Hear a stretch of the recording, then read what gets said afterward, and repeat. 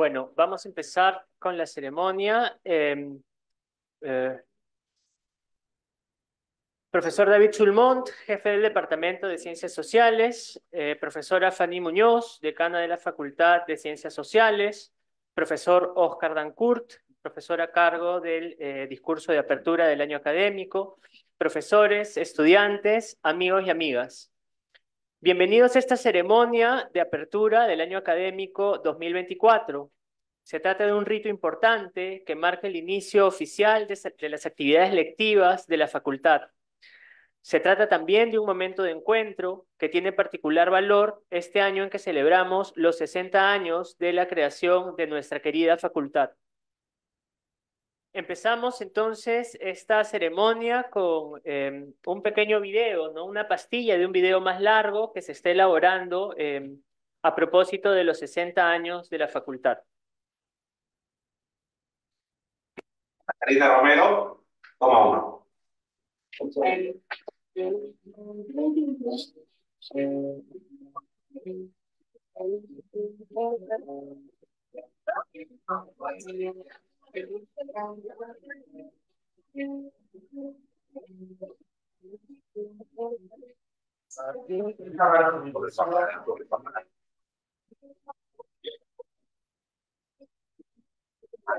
Oscar Vidarte, toma uno. Para mí ser parte de las facultades sociales significa ser parte de una comunidad de personas primero, interesadas por el quehacer del país. La Facultad de Ciencias Sociales es esperanza, aquí en la PUC internamente, pero también hacia el país. Yo siento mucha determinación dentro de la facultad, una cuestión de decisión, de, no sé, autonomía. Creo que el espíritu de la facultad es la búsqueda de la justicia. Compromiso. Creo que todos los que estamos aquí en la facultad estamos comprometidos. Apertura. Apertura. Una fiesta. Siempre he sido muy feliz. Excelencia y compromiso. Es mi hogar intelectual. Sin ese hogar intelectual no sería lo que soy. Una maravilla.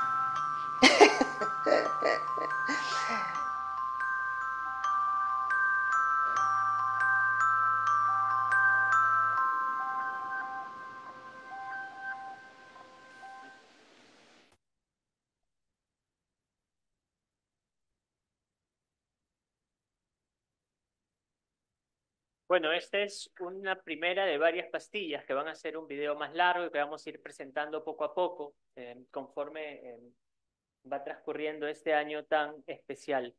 Entonces, bueno, vamos a tener ahora las palabras, unas breves palabras a cargo de la decana de la Facultad de Ciencias Sociales, la profesora Fanny Muñoz. Bueno, como dijo José, es una primera pastilla que la quisimos poner hoy justo semana de inicio del año académico, pero el video lo tendremos listo para abril, ¿no? La primera semana. Perdonen.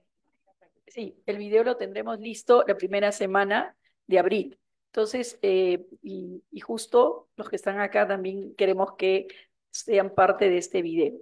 Entonces, voy a leer porque en verdad estoy emocionada, ya lo sabrán por qué, y entonces prefiero no tomarme mucho tiempo. Buenas tardes a todos, colegas, estudiantes, invitados, invitadas. Veo a un profesor que conocí justo en la casa de Paco Durán, yo, ¿no? Está presente, lo saludo con su esposa, ¿sí? Entonces, les doy la bienvenida a la inauguración del año académico 2024. Como dijo José Luis, este es un año muy especial, puesto que la facultad conmemora los 60 años de su creación y cuya fecha fue justamente este mes, el 12 de marzo de 1964. Para los estudiantes y las estudiantes que recién ingresan a su carrera, ¿no? Quiero que sepan que en esta etapa pasan a integrar o ya forman parte de la comunidad abierta al diálogo, diversa y tolerante, que es la Facultad de Ciencias Sociales, con una apuesta al diálogo y compromiso por el país. Quiero subrayar dos ideas. La primera es que, de acuerdo a los principios de los que se enmarca la PUC, en nuestra universidad y en la facultad cuidamos mucho la excelencia académica y la formación humanística, siendo estas dos los cimientos que nos permiten brindarles a los estudiantes los soportes para responder a las contingencias, para poder responder a los problemas que nuestro país aqueja y ahora en estas circunstancias. Esto implica la formación disciplinar, la investigación y la producción de conocimientos. Desde los inicios de nuestra facultad, esta ha estado ligada a todo lo que tiene que ver con el vínculo con la academia global y con la permanente actualización de los planes curriculares con enfoques renovados hasta llegar a los procesos de acreditación. A la actualidad, de 6 carreras, tenemos 3 carreras que ya han sido acreditadas, ¿no? La cultura humanística, como bien dice Marta Nussbaum, requiere el desarrollo de la habilidad crítica, del razonar, de sentirnos como seres humanos que se vinculan y de la capacidad de imaginar. Por otro lado, somos conscientes de que nuestra formación está vinculada con las emociones. La educación no es solo un proceso cognitivo, técnico, sino que por la comunicación en la que ésta se da, vehículo por el cual nosotros producimos y construimos el conocimiento, se vincula directamente al mundo afectivo. Nuestra comunidad, con una vocación y práctica interdisciplinar, a lo largo de su desarrollo, se ha abocado por comprender al Perú, sus problemas, la diversidad cultural existente y plantear algunas alternativas para incidir en las políticas públicas con el fin de contribuir al desarrollo del país y a su transformación. Asimismo, es una comunidad que se interpela permanentemente de manera crítica y reflexiva, siendo este un rasgo que nos identifica como facultad. Nos han puesto distintos apodos, ¿no? Nos han estigmatizado ahora como caviares, quizás por hacer este uso de la reflexión crítica, pero no por eso nos vamos a ablandar. Desde que he sido estudiante de la facultad, y como algunos de los presentes compartimos, algo que siempre valoré y que me gustó mucho es la empatía, el buen trato, la horizontalidad. En síntesis, la calidad humana entre la comunidad de docentes, estudiantes y equipo administrativo. Y esto es lo que somos y lo que queremos que sea un legado para las jóvenes generaciones. Hoy que nuestro país vuelve a atravesar otra de las situaciones más críticas en su historia, que pensábamos que ya estábamos en pleno proceso de institucionalización y vemos cómo se desmantelan más de 20 años de trabajo, pensamos que nuestra comunidad y desde nuestro papel, sea estudiante, sea docente, sea equipo administrativo, podemos trabajar para contribuir a la mejora de la gobernabilidad y a otros temas tan acuciosos y tan problemáticos de nuestro país, como es, por ejemplo, la violencia de género. Y en nuestra universidad venimos trabajando hace más ya de 10 años en este tema. Como diría Gonzalo Portocarrero, a quien quiero rendirle un especial homenaje, porque justo hoy día, ¿no? Hoy día se cumplen 5 años de su fallecimiento, un gran maestro, docente, gran pensador de esta facultad, que trabajó por más de 43 años, y como lo digo, un día como hoy, justo hace 2 horas, dejó de existir. Quiero tomar unas palabras de él. Cultivemos el saber, que es muy útil y tiene la capacidad de mejorar nuestra realidad cotidiana. Y como toda empresa científica, tenemos que manejar creativamente la tensión entre mejorar la vida y transformar la vida. Hay un libro que leí hace muchos años de una novelista hindú que me gustó mucho, El Dios de las pequeñas cosas. Y justamente cuando digo transformar, no pienso solamente en los cambios del país, sino en las pequeñas cosas de la vida cotidiana.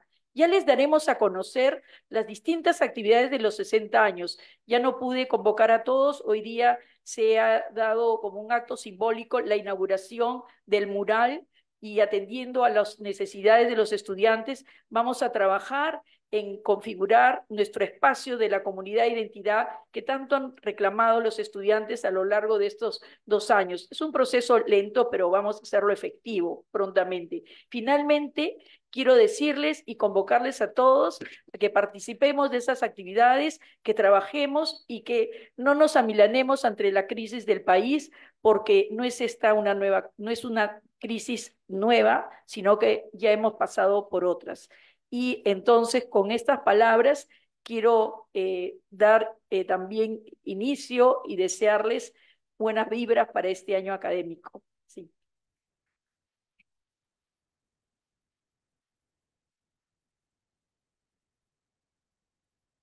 Muchas gracias, Fanny. Entonces invitamos a la decana y los jefes de departamento que tomen asiento, digamos, aquí adelante para... Ok, entonces tenemos unas palabras de los jefes de departamento de Ciencias Sociales y Economía. Iniciamos entonces, seguimos con las palabras de David Sulmont, jefe del departamento de Ciencias Sociales.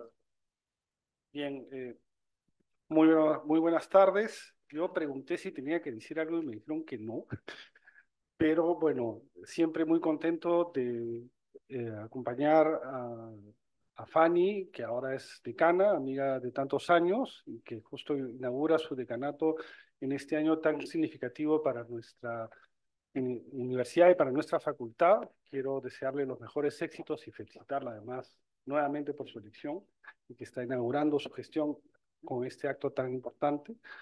Quiero desearles a todos los colegas y estudiantes un excelente año académico que refuerce los valores y el espíritu de nuestra facultad, que ha sido recordado por los docentes y estudiantes que se mostraron en el video inicial y que han sido recordados en las palabras de nuestra decana. Yo no quiero decir más porque la protagonista y los protagonistas de esta ceremonia son otras personas. Entonces, muchas gracias por estar aquí, muchas gracias por la invitación y felices 60 años a nuestra facultad.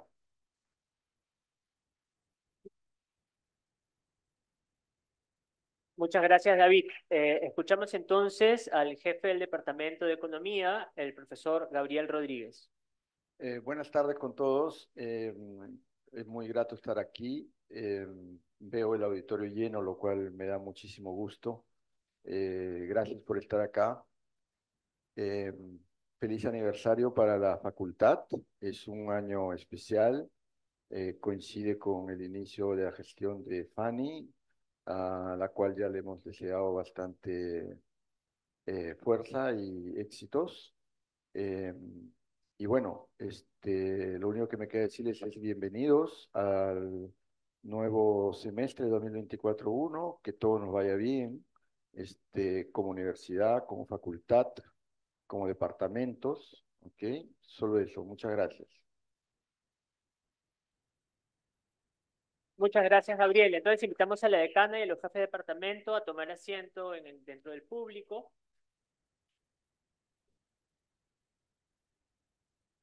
Quedamos con el profesor Dancourt, Oscar Dancourt, que tiene a su cargo la elección inaugural del año académico.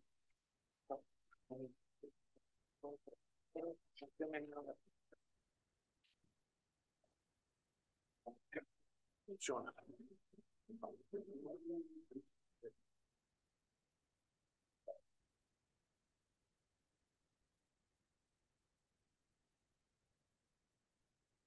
¿Cómo es?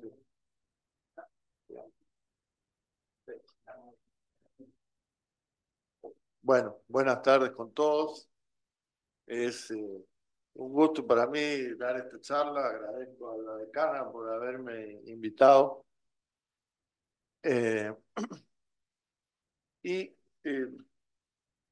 Voy a tocar este tema que es en realidad el de la dimensión económica de la crisis, y hemos estrictamente tenido una crisis económica en el año 2023. Después vamos a ver algún detalle. Y bueno, los optimistas dicen que ya se acabó la recesión, ¿sí? Y hemos iniciado la recuperación, y los pesimistas, entre los que yo me encuentro, dicen, anda, tenemos todavía mucho que ver para saber si se ha acabado la recesión. Voy a procurar ceñirme al tiempo que la decana me ha asignado. Y tengo 3 partes en la exposición. Voy a usar intensivamente los gráficos, ¿sí? A los macroeconomistas les gusta decir que un gráfico vale 1000 palabras. Tiene 3 partes la exposición. En la primera, voy a detallar algunas características de la recesión y algunas consecuencias sociales. En la segunda parte voy a discutir las causas y en la tercera los remedios. Bueno, el primer punto se puede ver en este gráfico, en este cuadro del Banco Central. A ver si... Ahí está. ¿Sí? Hemos dividido, esta es la división que hace el Banco Central, y el Banco Central la publica, divide el PBI total en dos sectores: PBI primario, que incluye agropecuario, pesca y minería. Este sector depende mucho de las condiciones climáticas, por ejemplo, ¿sí?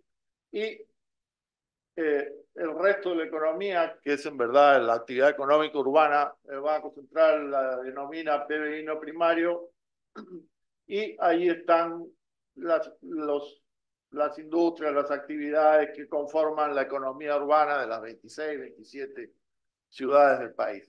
Quiero simplemente hacer notar, entonces, que si miran el PBI primario, este no ha caído en el año 23. Estamos comparando la producción total anual, que es una medida, digamos, de la actividad económica, y la comparamos con el año anterior, en este caso 23 con 22. ¿Sí? El PBI primario ha crecido a pesar del Niño.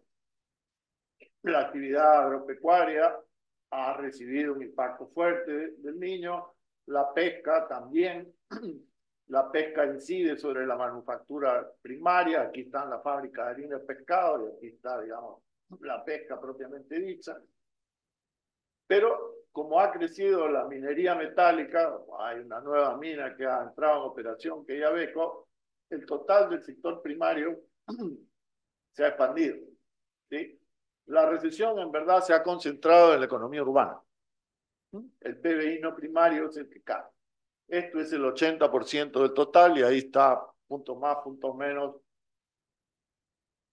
70 y tantos, 80% de la fuerza laboral. ¿Sí? Y los sectores que han liderado la recesión son la manufactura no primaria y la construcción. Aquí está toda la industria que no está vinculada, digamos, no están las refinerías de metales, no están las fábricas de harina de pescado, las refinerías de azúcar.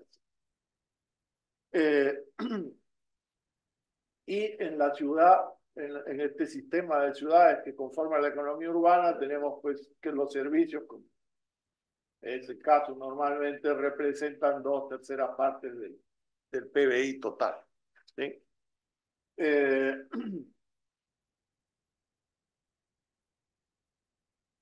Vamos a hacerlo lo más rápido que podamos.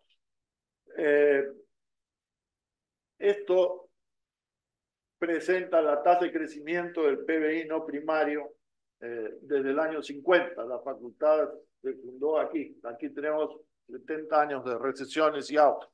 ¿Sí? Hemos visto todas las recesiones menos una, esta acá, la de 57 y 58. ¿Sí? Las columnas para abajo miden las recesiones, las épocas de vaca flaca, y las columnas para arriba miden los auges, las épocas de vaca gorda. ¿Sí? Estas son las principales recesiones que ha sufrido la economía urbana. Esta es la del COVID-19, que es una de las mayores. Esta es la de fin de los años 80. ¿Sí? Y aquí tenemos la del 2023, ¿sí? Que es parecida a la de 57-58, 67-68 y esta de 2008, perdón, esta de 2008-2009 y esta de fines de la década de los 90.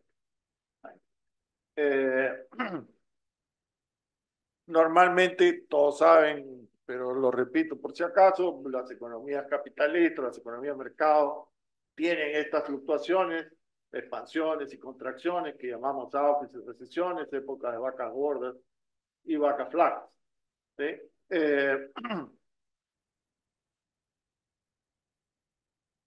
Estas recesiones, que son caídas generalizadas, digamos, de la actividad económica y del empleo, voy a pasar primero por las consecuencias sociales, tienen consecuencias sociales. Aquí tienen el cambio en la tasa de desempleo, este es un número que antes no teníamos, en la tasa de desempleo en 26 ciudades del país. Y estamos comparando la tasa de desempleo, la fracción de la fuerza laboral que no trabaja y busca trabajo sobre el total, ¿sí? Entonces son desocupados sobre desocupados más ocupados. Estamos comparando esa fracción en el último trimestre del 2022, perdón, del 2023 con la misma tasa de desempleo en el año anterior, en el mismo trimestre del año anterior. Y como ven aquí, el desempleo ha aumentado en todas las ciudades, salvo en estas tres. ¿Sí? Aquí está el link. Estas líneas azules dicen que el desempleo se ha reducido en estas ciudades. Si miramos las cifras del trimestre anterior, son muy parecidas. Es decir, el grueso de la economía urbana ha sentido este incremento del desempleo, punto uno. Básicamente ocurre porque el empleo asalariado baja cuando hay una recesión y se reduce la actividad económica y el PBI y empleo, por lo menos empleo asalariado, se mueven, no siempre, más o menos juntos, y este incremento del desempleo es un signo seguro de que hay una recesión en la economía. No siempre todas las recesiones en la economía peruana han ido acompañadas con alzas del desempleo, pero en este caso, por primera vez tenemos estos datos por ciudades de una encuesta reciente del INEGI y podemos establecer el hecho. El otro efecto importante es el incremento de la pobreza. ¿Sí? Es la pobreza monetaria, toda la fracción de la población que está por debajo del valor de una cierta canasta de consumo, una canasta de consumo mínimo. Y el punto básico de estos datos son del BBV, hay una estimación, y por eso es que estamos usando estos datos, porque no hay los datos oficiales todavía para el 2023. La pobreza cayó en la tasa, en la época de crecimiento de la economía, ¿sí? Este es el punto mínimo, 2019, 20% de la población, y trepó notablemente con la recesión del COVID-19.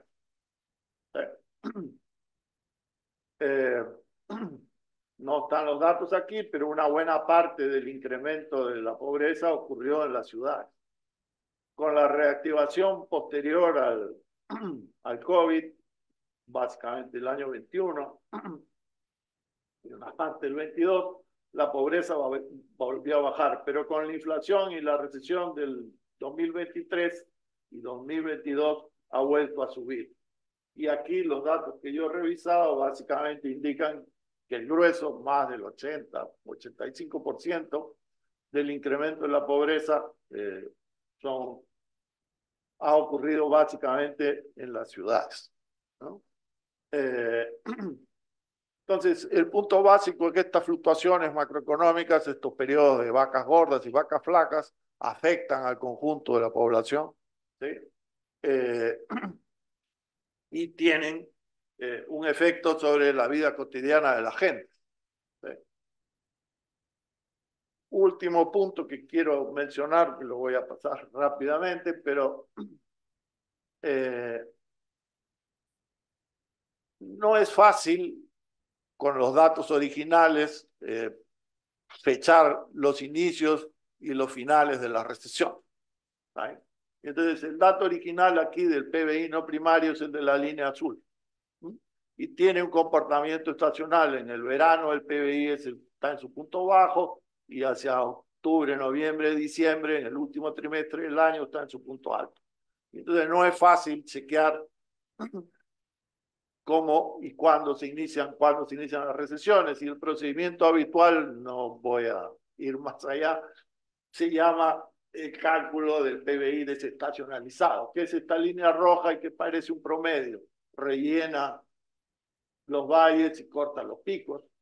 Y ese es el indicador que habitualmente se usa para saber si la recesión empezó tal o cual trimestre. Y el punto principal que me interesa aquí es que empezó en el último trimestre del 22, según estos datos.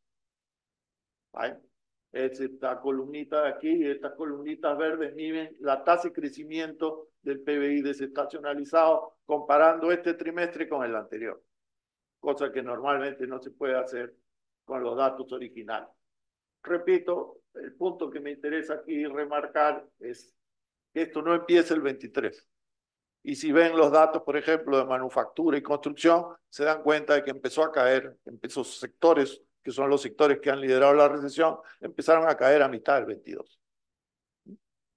Es un punto importante porque una de las, digamos, voy a ponerlo así, voy a adelantarme, la teoría oficial de la recesión es que ha sido causada por el Niño, punto 1, y punto 2, por las protestas sociales, ¿no? Pero esas ocurrieron básicamente en el 23. Y entonces la pregunta es por qué construcción y manufactura, que lideran la recesión, empezaron su caída a mitad del 22, ¿no? Pero ese es, digamos, el interés de este asunto, básicamente. Esto lo vamos a dejar. La segunda parte, bueno, esto también lo vamos a dejar. La segunda parte es la cuestión de las causas. Para discutir las causas de la recesión, de una recesión en una economía como la peruana, lo primero que hay que ver es qué pasa con el contexto internacional. Somos economías pequeñas, muy dependientes de lo que pasa en la economía global, y lo que hacemos nosotros, para bien o para mal, no afecta a la economía global. Pero al revés, sí opera. Y entonces, el primer punto que hay que destacar es que, digamos, para medir qué tan favorable o desfavorable es el contexto externo en una economía como la peruana, podemos medir tres dimensiones. Podemos ver la economía mundial está creciendo poco, mucho o no.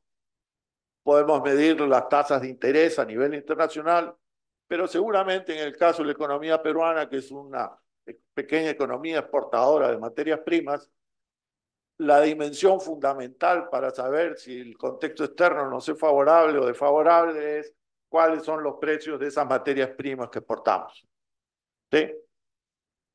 En el caso de hoy día, básicamente los metales. Y aquí en el gráfico lo que tienen es un índice de precios de esas exportaciones de materias primas calculado por el Banco Central los últimos 25 años.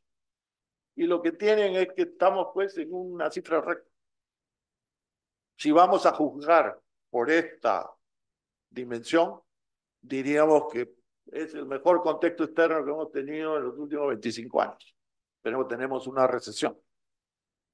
¿Sí?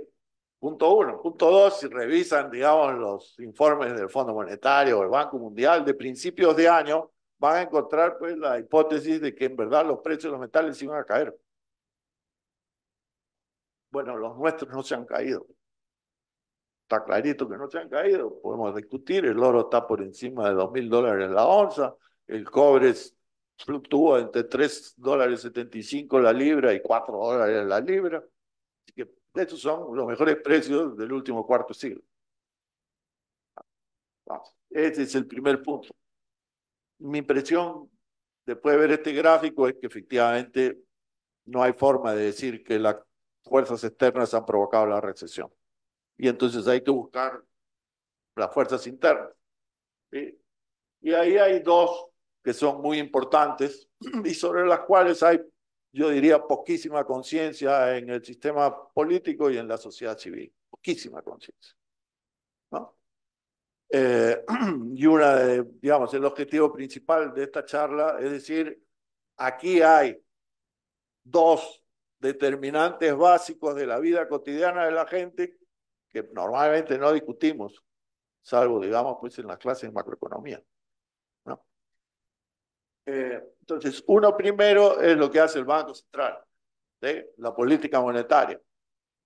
Y limitando el asunto, el Banco Central define cuán caro y cuán abundante es el crédito que reciben las familias y las empresas del sistema financiero.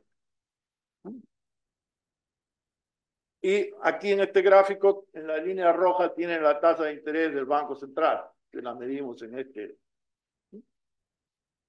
Esta es la tasa de interés a la que los cuales los bancos comerciales se prestan entre sí por un día, cantidades grandes de dinero, millones, y no es la tasa de interés a la cual nosotros podemos pedir prestado a un banco, ni las empresas tampoco.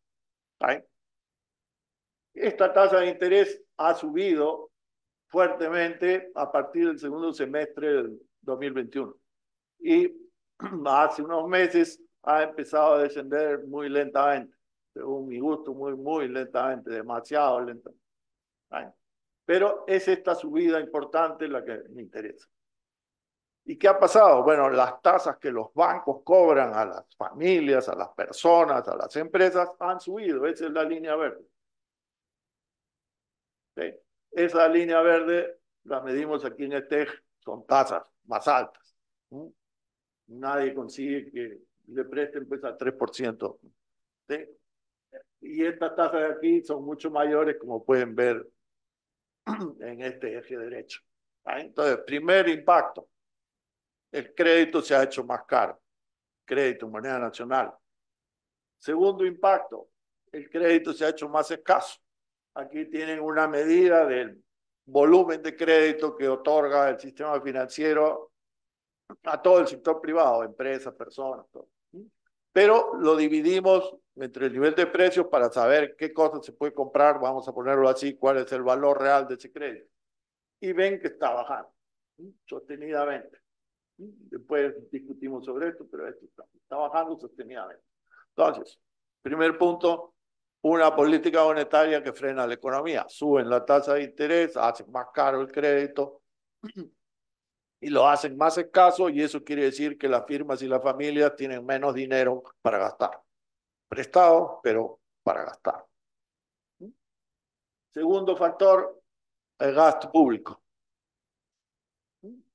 Aquí tienen un cálculo que tiene que ser hecho así porque los datos mensuales son muy volátiles y no hay manera de sacar nada de ellos.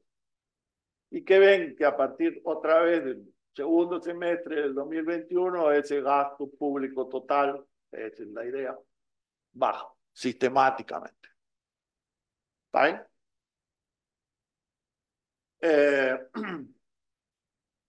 Tercer factor, ¿qué ha pasado con los ingresos reales de los trabajadores, de la población trabajadora? No tenemos todos esos datos, pero tenemos una encuesta en Lima Metropolitana que obtiene el ingreso promedio de los trabajadores, independientes, asalariados, y la tenemos de hace 20 años.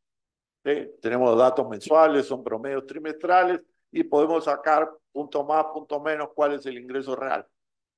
Bueno, en soles del 2021 ese ingreso real era por aquí, por 1.900 soles mensuales.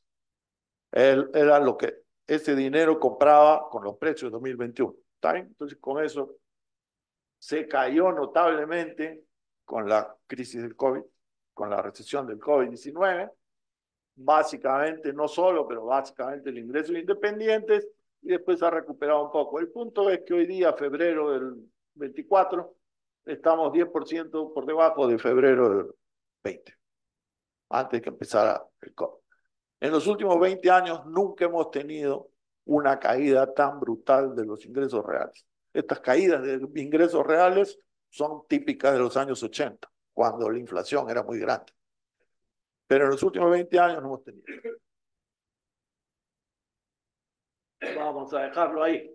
Entonces, resumen, factores, esa es mi hipótesis, que explican la recesión: la política monetaria, la política fiscal y esta aceleración de la inflación que ha bajado los ingresos reales. Ahí hay dos efectos en realidad difíciles de distinguir. En parte son por la recesión, caen los ingresos nominales, y en parte son porque son los precios, como en todas las inflaciones. Hay un refrán antiguo que lo dice mejor que todo: cuando hay una inflación, los precios suben por ascensor y los salarios por escalera. Y en el Perú siempre es así. ¿Está bien? Entonces tienen tres factores que explican la recesión. Y entonces la pregunta es, ¿se pudo evitar la recesión o no? Cuando las recesiones son causadas por factores externos, Mi impresión es que la experiencia dice que eso es muy difícil. Se puede moderar, se puede mitigar, se puede amortiguar, pero eliminarlas, creo que no. Pero en fin, capaz los alumnos en 15 años se encuentran de alguna manera. ¿Ahí? O sea que no nos cerremos a la posibilidad. ¿Ahí? Pero cuando las causas son internas y están en la política fiscal y en la política monetaria fundamentalmente, también en la aceleración de la inflación y en la caída de los ingresos reales, sí se puede evitar. Y esto es una manera de verlo. ¿Qué países han tenido recesión en el 2023 en América Latina? Bueno, Chile, Perú, Argentina, que está en otra liga, y Uruguay, que está muy conectada a Argentina, pero ya, lo dejo ahí. Así que hay muchos países, varios de ellos vecinos nuestros, Colombia, Ecuador, etcétera, Brasil, que no han sufrido una recesión y en los cuales la inflación, no voy a poner el gráfico, ha seguido la misma trayectoria que en Perú. Subió al principio entre 21 y 22 y bajó después. Así que, digamos, el argumento de que la recesión era indispensable para bajar la inflación tampoco se aplica. ¿Sí? Bueno, solo tienen que ver a la economía norteamericana. Tasa de desempleo más baja de los últimos 50 años, la inflación subió y después bajó. Entonces, es una recesión, a mi modo de ver, gratuita. ¿Sí? Esto lo vamos a pasar para poder cumplir el horario que me han dado, pero era un punto importante porque tenemos que explicar por qué han subido los precios, pero lo voy a dejar ahí. Eso va a extender el asunto y me voy a centrar en el problema de los remedios y las perspectivas. ¿Está bien? Y bueno, el remedio que hay es antiguo, pero es eficaz. ¿Sí? En el año 30, 32, creo, Keynes, el que inventó la macroeconomía, le mandó una carta al presidente Roosevelt de la época. ¿Sí? Una carta abierta que la publicaron ahí en el New York Times. ¿Sí? Entonces es posible conseguirlo.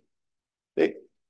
Y le dio su receta para salir de la recesión. ¿Sí? Y la receta tiene dos componentes. Aumenten las obras públicas, o gasto gobierno, pues si los ferrocarriles y esto, y él le dice, no es mi negocio decidir en qué rubro, pero tiene que aumentar el gasto público. ¿Sí? Y dice, un gasto público deficitario, ¿sí? Uno que genere déficit fiscal. ¿Sí? Y lo otro que dice es, necesitamos crédito abundante y barato. Tasas de interés bajas. ¿Sí? Ese es el remedio keynesiano. ¿Sí? Solo quiero dar un ejemplo. De eso, la receta tiene 90 años. ¿Sí? Se ha usado extensamente y se ha probado que es eficaz. Yo quiero darles un ejemplo, el del COVID-19. La recesión del COVID-19, ¿cómo salimos? Bueno, ahí tienen la tasa de interés del Banco Central. ¿Qué hizo? La puso en cero. Después la subió, pero ahora no estamos discutiendo eso. Eso ya lo discutimos antes. ¿Cierto? ¿Qué hicimos para salir de la recesión del COVID-19? Con los datos de Lima. En el primer semestre del 2020 se perdieron 2 millones de empleos. En Lima metropolitana, 2 millones de empleos adecuados. O sea, los mejores. En el segundo semestre se creó 1 millón y pico de empleos. En un semestre. ¿Está bien? ¿Sí? Y lo que quiero mostrar es que eso tiene conexión con estas políticas monetarias y fiscales. Entonces, primer punto, se bajó la tasa de interés, se siguió, digamos, la receta de Keynes. Segundo punto, se aumentó notablemente el crédito en moneda nacional al sector privado. Notablemente, aquí hay un programa que fue un éxito, que es el Reactivo a Perú, pero lo que quiero que vean es que el crédito en moneda nacional en términos reales aumentó notablemente. Y tercero, aumentó pues, el gasto público. ¿Sí? El gasto público aumentó notablemente ahí durante el 2020. Termino. En el reporte de inflación están las proyecciones, las previsiones. ¿Qué cosas se supone que va a pasar este año? Bueno, el Banco Central no aceptó nunca explícitamente que había una recesión, así que sospecho que no puede decir que ya se acabó. ¿Está bien? Pero lo que plantean es que la economía va a crecer 3%, en particular el PBI no primario. Estos son los distintos reportes de inflación, la fecha es el último, este es el que nos interesa. La economía va a retomar un crecimiento de 3.1%. Y entonces la pregunta es, ¿cuáles son las fuerzas? Si me preguntan a mí, yo diría, eso quiere decir que van a hacer una política monetaria expansiva, que van a bajar la tasa de interés rápidamente y que el crédito va a aumentar. No. ¿Eso quiere decir que el gasto público va a aumentar? Tampoco. Y entonces la pregunta es, ¿cuáles son las fuerzas que van a mover esto? Y entonces si miran el reporte con cuidado van a encontrar las condiciones climáticas, el niño se durmió y eso nos va a reactivar. Punto 1. Y punto 2, la recuperación del gasto privado. Entonces ustedes preguntan qué cosa, la gente va a tener más plata, le va a caer de algún sitio. No, no, no. Va a haber mayor estabilidad política. Y eso va a generar mayor confianza. ¿Sí? Digamos que voy a permitirme una broma, la de los relojes no estaba en el escenario. ¿Vale?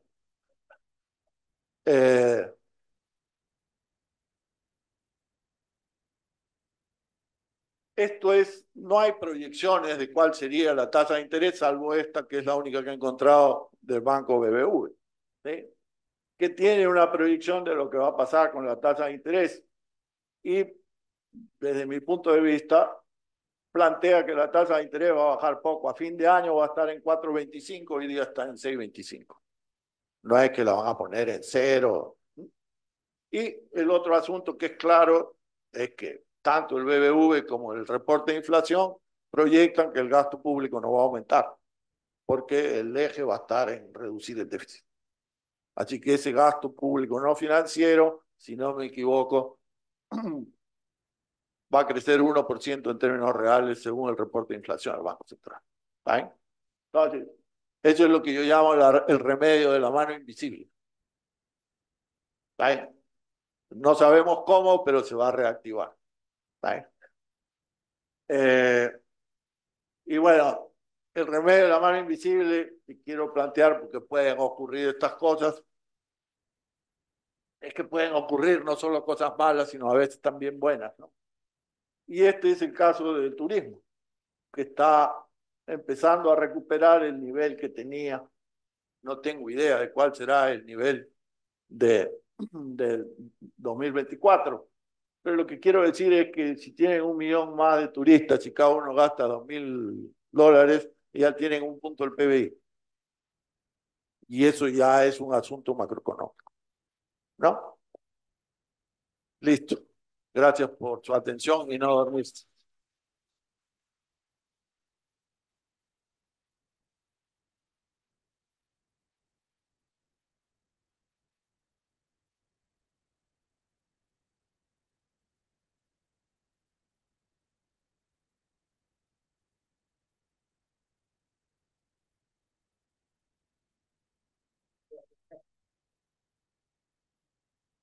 Bueno, muchas gracias, profesor Dancourt, por su lección inaugural. Cuando fui estudiante de sociología, tuve la suerte de llevar un curso de economía y sociedad con el profesor Dancourt. No me había olvidado la claridad, ¿no? Con la que expone esas cosas que para algunos legos, ¿no? En la economía, pues son fuerzas un poco oscuras, ¿no? Que nos vapulean, ¿no? Ahora, un poco la promesa de las ciencias sociales, ¿no? Aclararnos eso, ¿no? Como ha hecho el profesor. Bueno, muchas gracias. Con eso terminamos esta parte de la lección inaugural.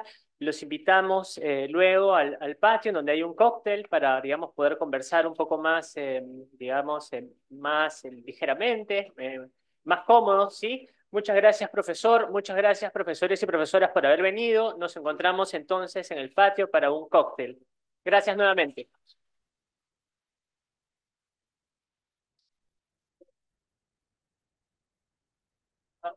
Ok. Gracias a ti.